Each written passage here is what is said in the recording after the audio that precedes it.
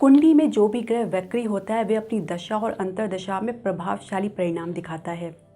अगर आपकी कुंडली में कोई वक्री ग्रह है तो उसका जो प्रभाव है उसके अपने भाव पे, जहाँ पे वो बैठा है या जिस राशि पे बैठा है उस पर निर्भर करता है और उसी के अनुसार सुखद और दुखद परिणाम देता है। हरे कृष्णा, मैं आचार्य पूजा आपका वैदिक एस्ट्रो केंद्र में स्वागत करती हूँ। दर्शकों, आज हम वक्री ग्रह के बारे में बात करेंगे और जो बुध ग्रह वक्री होने वाले हैं 28 दिसंबर को, उसके बारे में बताएंगे कि क्या क्या सावधानियां आप रख सकते हैं और कौन से ऐसे कार्य कर सकते हैं जो आपके लिए फ़ायदेमंद हो और उपाय कर सकते हैं जिससे आपको फ़ायदा हो। सबसे पहले बात करें हम वक्री ग्रह की, तो वक्री ग्रह कैसे कहते हैं और कैसे देखते हैं। दरअसल सूर्य और चंद्रमा को छोड़कर बाकी सभी ग्रह वक्री होते हैं।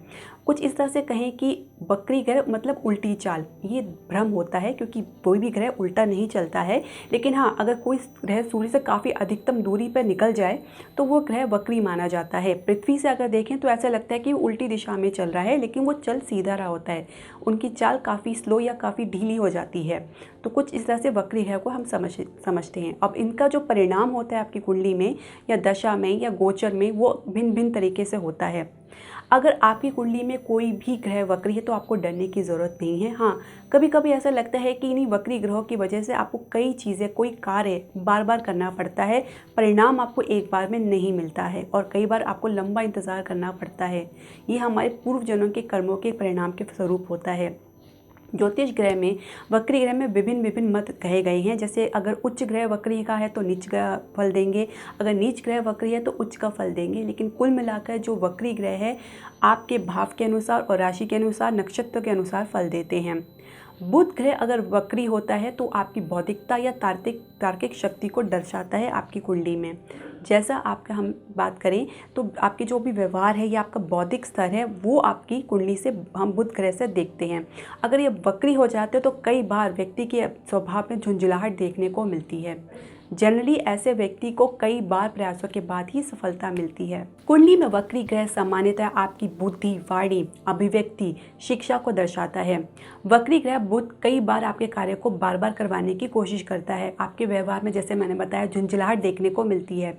कुंडली में अगर हम देखें तो वक्री ग्रह आपके जो वाणी, संवाद, जैसे मैंने बताया, इसके अलावा कम्युनिकेशन, तार्किक बुद्धि, संचार, व्यापार, गणित इत्यादि के कारक माने गए हैं। तो निसंदेह अगर आपका ग्रह वक्री है तो इन सब पर असर देखने को ज़रूर मिलता है। अगर गोचर में बुध ग्रह वक्री हो जाते हैं तो कुछ ऐसी परिस्थितियां बन जाती हैं जो आपको देखने को मिलती है।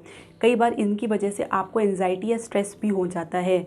तो हम समझते हैं कि क्या परिणाम होते हैं जब जो बुध ग्रह गोचर में वक्री हो जाते हैं। जैसे गलतफहमी होना, मिसकम्युनिकेशन हो या मिसअंडरस्टैंडिंग होना आपके रिलेशनशिप में या प्रोफेशन या आपके कार्य क्षेत्र में, जिसकी वजह से आपको झुंझलाहट हो या स्ट्रेस हो और हानि पहुँचे, बहुत पॉसिबिलिटी है। फ़्लाइट का डिले होना या बहुत देर तक आपको इंतज़ार करते हैं फ़्लाइट का, लेकिन वो डिले हो जाती है या उड़ान में बाधा पड़ जाती है जिसकी वजह से आप अपने गंतव्य पर टाइम पर नहीं पहुंच पाते हैं। इसके अलावा एंजाइटी मैंने जैसे बताया और कन्फ्यूजन होना, तो ये बहुत ही सामान्यतः जो परिणाम है आप देखते हैं जब बुध ग्रह वक्री होते हैं। इसके अलावा मिसकम्युनिकेशन या गलत संचार होना, आपकी जैसे कोई ईमेल आपने भेजी, वो करप्ट हो गई या ख़राब हो गई, वो अपने गंतव्य में नहीं पहुँच पाई, ये बहुत चांसेस होते हैं इसके। कोई भी डील आप साइन करते हैं वो सक्सेसफुल नहीं होती या वो कैंसिल हो जाती है। जैसे आपने कोई चीज़ फाइनल करी या आप समझ लीजिए कोई प्रॉपर्टी आपने डील फाइनल करी तो वो ख़राब हो जाती है, वो सक्सेसफुल नहीं होती। तो ऐसे बहुत से परिणाम आपको देखने को मिलते हैं जब बुध ग्रह वक्री हो जाता है, क्योंकि बुध आपकी कम्युनिकेशन, संचार के स्किल को दिखाता है। जब आपकी मिसकम्युनिकेशन आपके उसमें आ जाती है, बातचीत में या किसी भी चीज़ में, व्यवहार में, तो इस वजह से आपका जो भी आप कहना चाहते हैं वो अगले व्यक्ति तक उतना पहुंच नहीं पाता, जिसकी वजह से कार्य में असफलता या विफलता मिलना स्वाभाविक है। अब हम बात करेंगे कि ये परिणाम जो है आपको गोचर के दौरान देखने को मिलता है, तो ये आप कब देख पाएंगे। जैसे कि मैंने बताया कि 28 दिसंबर को, अभी जब बुध अपनी धनु राशि में चल रही हैं तो कुछ अंतराल के लिए ये मकर राशि में प्रवेश करेंगे और वहीं पर ही ये वक्री हो जाएंगे और 31 दिसंबर को पुनः वक्री होते होते ये पुनः आपके धनु राशि पर आ जाएंगे। तो ये 18 जनवरी 2023 तक वक्री रहने वाले हैं। तो लगभग 20 दिनों का जो ये अंतराल रहेगा, ये वक्री रहेंगे बुध ग्रह। इसमें बहुत सी सावधानियां जो आपको बरतनी चाहिए, क्योंकि अगर आप चाहते हैं कि आपको कोई असफलता ना मिले, आपको कोई नुकसान ना हो, तो आपको ये कुछ सावधानियां आपको बरतनी चाहिए। कोई भी लीगल डॉक्यूमेंट या आप कानूनी दस्तावेज़ को हस्ताक्षर ना करें। इसके अलावा कोई भी डील फाइनल ना करें, उसको कुछ अंतराल के लिए टाल दें। अगर टाल सकते हैं तो बहुत अच्छी बात होगी। अपने रिलेशनशिप में मिसकम्युनिकेशन की कोई जगह या गलतफहमी की कोई जगह ना रखें। कन्फ्यूजन हो तो आप बातचीत से सुलझा लें या जल्दबाजी में कोई ऐसा निर्णय ना लें जिसे आपको बाद में पछताना पड़े। इसके अलावा अगर आपके अंदर कोई मिसअंडरस्टैंडिंग आ गई आपके रिलेशनशिप में, तो आप उनके सामने इस बात को ज़ाहिर करें, उस चीज़ को सॉर्ट आउट करने की कोशिश करें, सॉल्व करने की कोशिश करें, बजाय इसके कि उसी के आधार पे कोई निर्णय लेके आप बाद में पछताएं। तो कुछ समय यानी कुछ लगभग 20 दिन का टाइम है, यानी 18 जनवरी तक, जब तक कि बुध सीधे या मार्गी नहीं हो जाते तब तक आपको ये सावधानियां ज़रूर बरतनी चाहिए, क्योंकि अगर आप असावधानी रखेंगे तो नुकसान आपको ही उठाना पड़ेगा। इसके अलावा अगर हम देखें 12 राशि या 12 लगन के अनुसार आपके ऊपर वक्री ग्रह का कैसे और क्या क्या प्रभाव पड़ सकता है आपके कौन से क्षेत्र में, ये हम समझने की कोशिश करेंगे। तो सबसे पहले हम बात करेंगे मेष राशि की। तो मेष राशि में जो बुध का जो स्वामी है वो तीसरे घर यानी आपके पराक्रम के घर का, और छठे घर यानी आपके रोग रिपुण ऋण के जो भाव मानक हैं उनके स्वामी होते हैं। तब जब बुध ग्रह वक्री हो जाते हैं तो आप देखते हैं कि कुछ ऐसी छोटी मोटी यात्राएं आपको बार बार करनी पड़ रही है जिसकी कोई परिणाम नहीं निकल रहा और उल्टा आपका खर्चा काफ़ी हो रहा है। सेहत से जुड़ी समस्याएं आपको बार बार देखने को मिल रही हैं, लेकिन आपको ये नहीं समझ आ रहा कि प्रॉब्लम यानी कि समस्या आखिर है क्या। लेकिन आप घबराएं नहीं, कुछ समय के लिए ये स्थायी नहीं है। थोड़े समय बाद आप देखेंगे कि जो बुध है मार्गी हो गए तो आपको इन समस्याओं में काफ़ी सुधार देखने को मिलेगा। अब बात करेंगे हम वृष राशि की। तो वृष राशि की अगर हम देखें तो ये आपके द्वितीय स्थान के और पंचम स्थान के स्वामी होते हैं।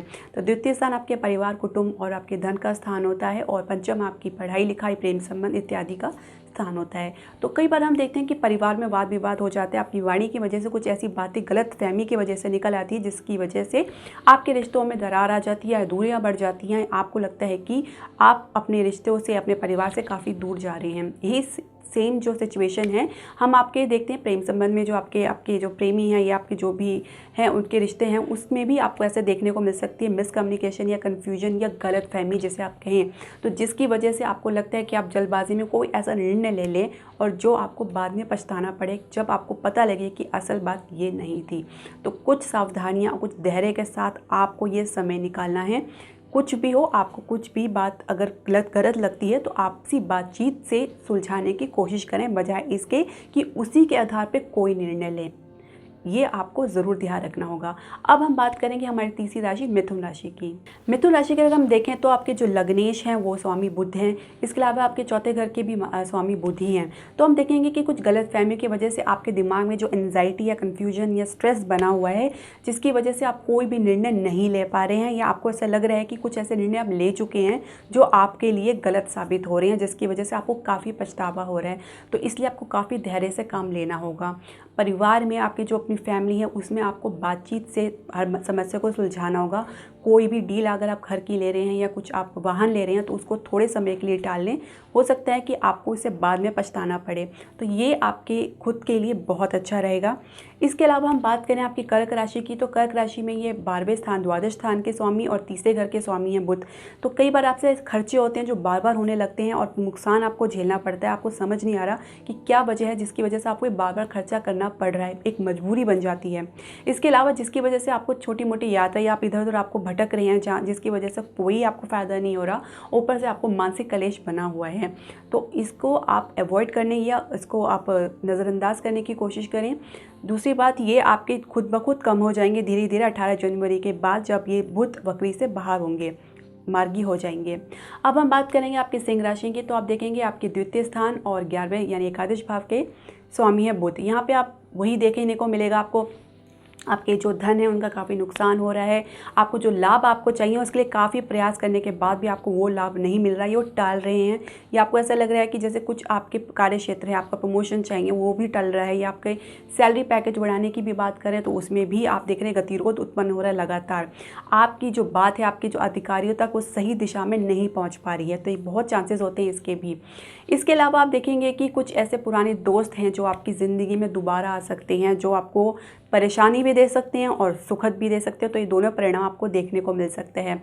अब हम बात करेंगे कन्या राशि की। तो कन्या की राशि के तो बुध लगन के स्वामी हैं और 10वें घर के स्वामी हैं। इसमें हम देखेंगे कि आपकी कन्फ्यूजन की वजह से आपके जो कार्य क्षेत्र में उसमें काफ़ी सारी गलतफहमियां आपके अधिकारियों या आपके सहयोगी के प्रति काफ़ी बढ़ रही है, जो आपके कलीग्स हैं, जिसकी वजह से आप लोगों के बीच में काफ़ी डिस्टेंस हो रहा है या कुछ ऐसी गलतफहमियों की वजह से वाद विवाद बढ़ने की भी संभावना है। इसका आपको विशेष ध्यान रखना होगा। आप हर वाद विवाद से दूर रहें, हो सके तो ऑफिस पॉलिटिक्स से, गॉसिप से अपने आप को दूरी बना के रखें, तो ये आपके लिए फ़ायदेमंद होगा। अब हम बात करेंगे तुला राशि की। तो तुला राशि में ये 9वें घर के यानी भाग्य क्षेत्र के स्वामी होते हैं बुध, और आपके 12वें घर के यानी द्वादश भाव के स्वामी होते हैं। तो आपको ऐसी कुछ लंबी यात्राएं करनी पड़ सकती हैं बार बार, जिसका कोई परिणाम आपको देखने को ना मिले, जिसके ऊपर अनावश्यक खर्चा आपको करना पड़ रहा है पर कोई लाभ नहीं मिल रहा, आपको नुकसान हो रहा है। लेकिन आपको इसमें घबराने की ज़रूरत नहीं है। झुंझलाहट होती है लेकिन फिर भी आपको धैर्य से काम लेना है, सकारात्मक होकर सोचना है। इसके अलावा आप देखेंगे कि जो भी आपके खर्चे जो निरंतर बने हुए हैं उसमें काफ़ी कटौती आप देखेंगे जब ये बुध वक्री से बाहर होंगे। तो लगभग 20 दिन का ऐसा टाइम रहेगा जब आपको ऐसी स्थिति देखने को मिल सकती है। अब हम बात करेंगे हमारी 8वीं राशि वृश्चिक राशि। वृश्चिक राशि की हम बात करें तो आपके 8वें घर के और 11वें घर के स्वामी बुध होते हैं। कई बार ऐसा लगता है कि चोट आपको काफ़ी लग रही है, कुछ ऐसे एक्सीडेंट हो रहे हैं जिसकी वजह से आपको काफ़ी परेशानी हो रही है, उससे भी आपको या सावधान रहने की बहुत आवश्यकता है। लाभ में आपको कमी देखने को मिल सकती है। कुछ ऐसे प्रयासरत हैं जो आप कार्य सोच रहे हैं बार बार करने का लेकिन कोई परिणाम नहीं मिल रहा, उसमें आपको सकारात्मक रहने की बहुत ज़रूरत है कि लाभ में आपको ज़रूर मिलेगा लेकिन थोड़ी देरी या विलम्ब से मिलेगा। अब हम बात करेंगे आपकी धनु राशि की। तो ये आपके 7वें घर के और 10वें घर के स्वामी हैं। यहाँ पे विवाह का कोई प्रस्ताव है आपका बार बार बनकर टूट रहा है, इसकी काफ़ी संभावना हो सकती है। आप अपनी कोई डेट फिक्स करना चाह रहे हैं लेकिन वो डेट फिक्स हो नहीं पा रही है, कभी कुछ प्रॉब्लम आ जाती है, कभी कुछ समस्या आ जाती है। तो कुछ आप धैर्य से काम लें, धीरे धीरे आपका ये समस्या भी दूर हो जाएगी। कार्य क्षेत्र में आपके काम जो बन रहे हैं नहीं बन रहे हैं वो बनने भी शुरू हो जाएंगे, लेकिन उसमें आपको थोड़ा धैर्य रखने की ज़रूरत है। आपको ये प्रयास करने की ज़रूरत है जो भी नकारात्मक आपके दिमाग में विचार आ रहे हैं उससे आप अपने आप को दूरी बना के रखें। अब हम बात करेंगे मकर राशि की। तो यहाँ पे 6ठे घर के और 9वें घर के स्वामी बुध है। यहाँ पे आप देखेंगे कि आपके कुछ ऐसे पुराने शत्रु हैं जो वापस आपकी ज़िंदगी में आ गए हैं, जो आपके मार्ग में अवरोध उत्पन्न कर रहे हैं, जिसकी वजह से आपको काफ़ी मानसिक कलेश या तनाव देखने को मिल रहा है। इसके अलावा कुछ ऐसी सेहत संबंधी समस्याएं हैं जो आप बार बार देखने को मिल रहा है, जिससे वजह से आपको काफ़ी परेशानी हो रही है। तो भी आप इसमें शांत रहें क्योंकि ये चीज़ परिस्थिति स्थायी नहीं है। आप कुछ उपाय कर सकते हैं। अगर आपको परेशानी हो रही है तो आप मेडिटेशन वगैरह कर सकते हैं, ध्यान कर सकते हैं, जिससे आपके मानसिक कलेश दूर हो और आपको शांति मिले। अब बात करेंगे हम कुंभ राशि की। तो कुंभ राशि में आप ये 5वें स्थान के स्वामी और 8वें स्थान के स्वामी हैं। पढ़ाई में मन नहीं लगना, बार बार आप प्रयास करने के बाद भी आपको सफलता नहीं मिल रही। इसके अलावा कुछ ऐसे चोट हैं जो बार बार आपको लग रही हैं या आपको एक्सीडेंट होने की संभावना काफ़ी हो जाती है जब बुध ग्रह वक्री होते हैं, खासकर आपके 8वें घर के स्वामी होते हैं। तो कोई भी वाहन बहुत सावधानी से चलाएं। पढ़ाई में मन नहीं लग रहा तो जैसे मैंने बताया कि आप मेडिटेशन कर सकते हैं, गायत्री मंत्र का जाप कर सकते हैं, ओम जप के ऊपर ध्यान लगा सकते हैं, तो आपको बहुत लाभ होगा। अब आप बात करेंगे मीन राशि की। मीन राशि हमारी आखिरी राशि है। तो इसमें 4थे घर और 7वें घर के स्वामी बुध है। आपके अपने जो रिलेशनशिप अपने पति पत्नी के संबंध है उसमें आप देखेंगे कुछ ऐसी गलतफहमियां, मिसकम्युनिकेशन होगी जिसकी वजह से आपके ससुराल पक्ष से आपके संबंध काफ़ी बिगड़ने शुरू हो रहे हैं। तो उसमें आपको सावधानी रखने की ज़रूरत है। ये पहले से आप अगर सावधान रहेंगे तो आप सिचुएशन को संभाल पाएंगे।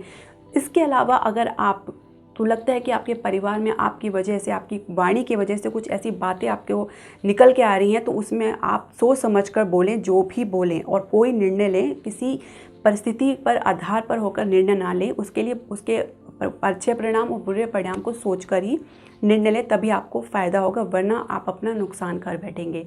तो ये थी हमारी 12 राशियों या लगन राशि के अनुसार आप देख सकते हैं वक्री ग्रह जब का परिणाम बुध का, जो आप देखने वाले हैं 28 दिसंबर से 18 जनवरी 2023 तक। तो दर्शकों, अगर आपको लगता है कि कुछ आपको ऐसी मानसिक कलेश या परेशानियां इस दौरान आपको देखने को मिले, तो आप एक बेहतरीन उपाय कर सकते हैं। आप गाय को जो बुधवार को हरा चारा या हरा घास खिला सकते हैं, इससे आपको लाभ होगा। इसके अलावा मानसिक कलेश से बचने के लिए ओम गंग गंग गणपति का जाप कर सकते हैं, इससे आपको विशेष लाभ होगा। तो दर्शकों, आपके जो भी सुझाव या प्रश्न हैं आप हमारे कमेंट बॉक्स में ज़रूर डालें। इसके अलावा आप हमारे चैनल को लाइक, शेयर और सब्सक्राइब करें। और हाँ, अगर आप चाहते हैं कि हम आपकी कुंडली का विश्लेषण करें तो आप हमारे नीचे दिए गए व्हाट्सएप नंबर पर हमें कांटेक्ट कर सकते हैं। हरे कृष्णा।